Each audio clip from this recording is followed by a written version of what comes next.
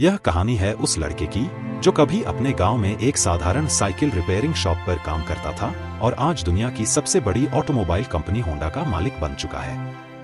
हम बात कर रहे हैं सुचाइरो होंडा की। उसकी कहानी हमें सिखाती है कि अगर आपके पास सच्चा जुनून है तो दुनिया की कोई भी ताकत आपको रोक नहीं सकती। लेकिन क्या आप जानते हैं कि इस कंपनी की शुरुआत कहां से हुई?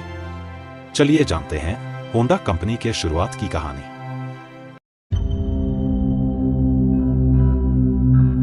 1906 में जापान के माउंट फूजी के पास स्थित एक छोटे से गांव में एक बच्चा जन्मा जिसका नाम था सुचाइरो होंडा। होंडा का परिवार गरीब था और उनके पिता एक लोहार थे। उनकी मां का बहुत जल्दी निधन हो गया था। पहले ही उनके 5 भाई बहन किसी बीमारी से गुजर चुके थे। ऐसे में उनके पिता को उनसे बहुत उम्मीदें थी, लेकिन होंडा का ध्यान पढ़ाई में नहीं था। होंडा को सबसे ज्यादा रुचि साइकिल रिपेयरिंग और मशीनों के पार्ट्स से थी।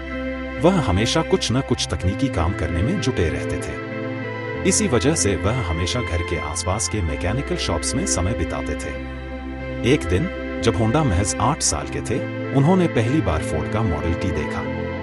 यह कार उनकी आंखों में एक नई दुनिया की संभावना लेकर आई। उन्होंने महसूस किया कि उनके लिए गाड़ियां और मोटर से जुड़े इंजन का काम ही उनकी असली राह हो सकता है। यह वही दिन था जब उन्हें ऑटोमोबाइल की दुनिया से एक गहरा लगाव हुआ।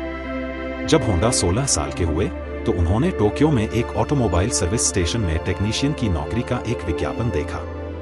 होंडा ने बिना समय गवाए उस कंपनी को पत्र लिखा और चमत्कारिक रूप से उन्हें नौकरी मिल गई। टोक्यो पहुंचने के बाद उन्हें उम्मीद थी कि उन्हें काम करने का अच्छा अवसर मिलेगा, लेकिन उन्हें सिर्फ सफाई के काम सौंपे गए। इसके बावजूद होंडा ने हार नहीं मानी और उसने पूरी मेहनत से काम किया। वह रातों को विभिन्न गाड़ियों के पार्ट्स और इंजनों के बारे में अध्ययन करते थे। अचानक एक दिन कंपनी के मालिक ने उसे गाड़ी के पार्ट्स बनाने का काम सौंपा। होंडा ने अपना ज्ञान और कौशल बढ़ाया और कई सफलता हासिल की। 1924 में उन्होंने जापानी मोटर रेसिंग चैंपियनशिप में पहला स्थान भी प्राप्त किया। यह वही समय था जब होंडा ने मोटरस्पोर्ट को अपनी जिंदगी का एक अहम हिस्सा बना लिया। 1928 में होंडा के मालिक ने एक नई ब्रांच खोलने का निर्णय लिया और उसे हमामत्सु शहर भेज दिया। यहाँ होंडा ने एक छोटी सी कार्यशाला से शुरुआत की और 2 साल के भीतर 30 वर्कर्स की टीम तैयार कर दी। उन्होंने न केवल एक अच्छा मैकेनिक बनने का कार्य किया, बल्कि रेसिंग ड्राइवर भी बने और अपनी इंजीनियरिंग क्षमताओं से कंपनी के लिए शानदार स्पीड रिकॉर्ड बनाए। लेकिन 1936 में एक भयंकर रेसिंग हादसे में होंडा गंभीर रूप से घायल हो गए।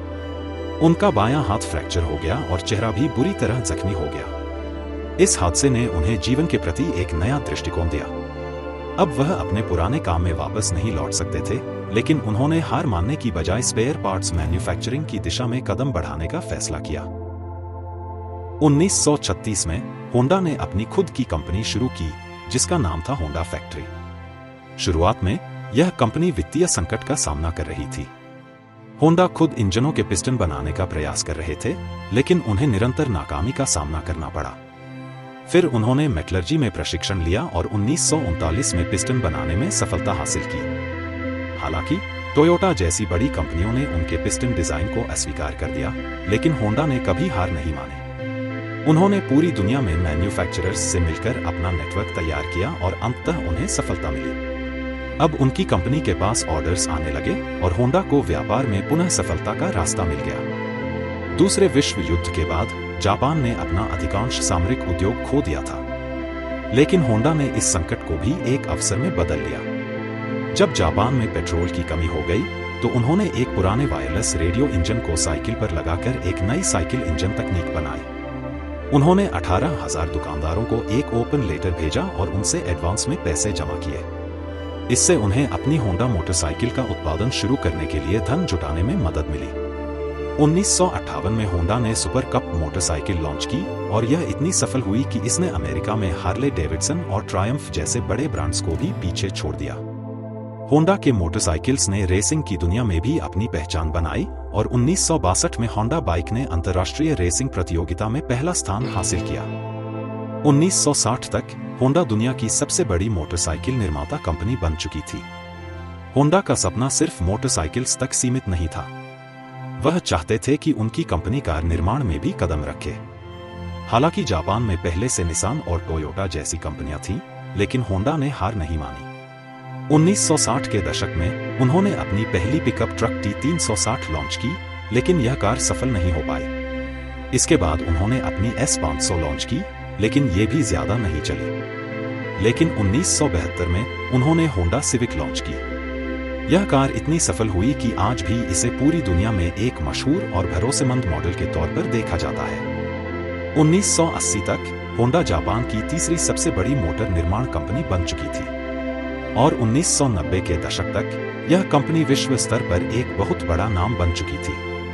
होंडा का नाम आज भी मोटरसाइकिल्स, कार्स, विमान इंजन, पावर टूल्स और अन्य उद्योगों में प्रमुख रूप से लिया जाता है। सुचाइरो होंडा का जीवन एक उदाहरण है कि यदि आपके पास जिद और मेहनत हो तो कोई भी लक्ष्य असंभव नहीं होता। उन्होंने अपनी चुनौतियों का सामना किया, न केवल अपने लिए बल्कि दुनिया के लाखों लोगों के लिए एक नई राह बनाई। आज भी जब हम होंडा के ब्रांड को देखते हैं तो यह उस लड़के की कड़ी मेहनत, समर्पण और स्वप्नों की कहानी का प्रतीक है जो कभी किसी छोटे से जापानी गांव में खेलता था। अंत में हम यही कह सकते हैं कि होंडा की कहानी सिर्फ एक उद्योगपति की नहीं बल्कि एक ऐसे इंसान की है जिसने सपने देखे और उन्हें पूरा किया। उनका जीवन एक प्रेरणा है और हमें यह सिखाता है कि जीवन में अगर हम कुछ करना चाहते हैं तो हमें कभी हार नहीं माननी चाहिए। अगर आपको यह वीडियो पसंद आया हो तो कृपया कमेंट में बताएं कि आपको कौन सा हिस्सा सबसे अच्छा लगा।